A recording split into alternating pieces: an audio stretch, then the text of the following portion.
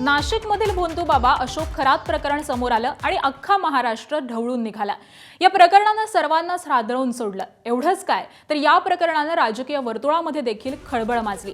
कारण या प्रकरणामध्ये राष्ट्रवादी काँग्रेसच्या नेत्या रुपाली चाकणकरांचं नाव समोर आलं। अनेक महिलांना अंधश्रद्धेच्या गर्तेत लोटून ओरबाडणाऱ्या अशोक खरातला बेड्या ठोकण्यात आल्या। त्याबरोबरच या प्रकरणातील अनेक आक्षेपार्ह व्हिडिओ सुद्धा समोर आले। आता अख्खा महाराष्ट्र हादरवणाऱ्या भोंदूबाबा अशोक खरातच्या काळ्या कृत्यांवरती सिनेमा येणार आहे। येत्या 2 ऑक्टोबरला महाराष्ट्रात हा सिनेमा प्रदर्शित होणार आहे आणि या सिनेमाचं नाव आहे महाराष्ट्र एपस्टीन फाइल्स। या सिनेमाचं मोशन पोस्टर हे नुकतंच सोशल मीडियावरती रिलीज झालंय। या सिनेमामध्ये रुपाली चाकणकरांच्या भूमिकेत शिवसेना नेत्या आणि सुप्रसिद्ध अभिनेत्री दीपाली सय्यद झळकणार आहेत। या सिनेमाचं दिग्दर्शन स्वरूप हे बी सावंत करणार असून सिनेमाच्या रिलीज आधीच पोस्टरमुळे कमालीची चर्चा रंगली आहे।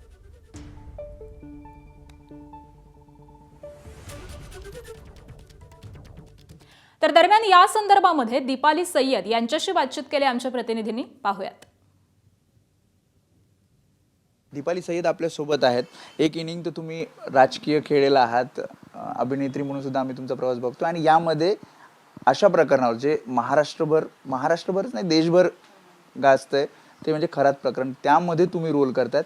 कधी तुम्हाला ऑफर करण्यात आली आणि मी जसं म्हटलं की रुपाली चाकणकरांचा रोल तुम्ही करतायत, तर काय स्क्रिप्ट आहे थोडक्यात जर तुम्ही सांगितलं? नाही, स्क्रिप्ट नाही मी सांगू शकत आहे। आता 2-3 दिवसच झाली या गोष्टीबाबतीत चर्चा सुरू झाली आहे। स्क्रिप्ट आलं, रोलबद्दल विचारण्यात आलं आणि मी स्क्रिप्ट मागून घेतली। कालच 5 वाजता रात्री स्क्रिप्ट देऊन गेल्यात, मी रीड करते आणि त्याच्यानंतर मला कळलं की हे असं प्रकरण आहे। एक प्रेशर आहे असा रोल करणं?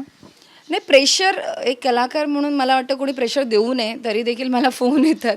तरी मला असं वाटतं की प्रेशर की ज्यांनी जर मला असं वाटतं ज्याला डर नाही त्याला भीती कसली। चित्रपटात काम ह्या अशा पद्धतीने घेऊ नका, थोडंसं थांबायला सांगतायत, करू नका, राजकीय प्रेशर देत आहेत, तुमचं राजकीय करिअर उद्ध्वस्त करतील, असे महिला नेत्यांचा फोन आहे। आणि त्यामुळे त्यांना कळलं की तुम्ही रुपाली चाकणकरांचा रोल करताय। 3-4 दिवसामध्ये न्यूजमध्ये चालूच आहे ना, कंटिन्यूस चालू आहे। सो त्याच्यामुळे ते फोन येतात। ते आजच फोन आला आहे तुम्हाला, त्याच्यामुळे मला असं वाटलं की हे असं फोन येणं पण चुकीचं आहे। असं फोन येणंच बेसिकली तुम्ही का फोन करताय? तुम्ही जर कशात त्याच्यात राजकीय नेत्या आहेत त्या महिला? हां, राजकीय नेत्याच आहेत, राजकारणात काम करणारेच आहेत। जे काही जेव्हा आपण नेता म्हणतो तेव्हा समजून जायचं की हे राजकारणात काम करणारे रोल करतात त्याच आहेत? नाही, त्यांचं नाही आहे, मी नाव नाही सांगणार त्यांचं की कोण करतायत ते, पण ते आहेत असे। मला प्रेशर यायला सुरुवात झालेली आहे, पण तरी ह्या प्रेशरला मी काही घाबरत नसते आणि मी काम करणार।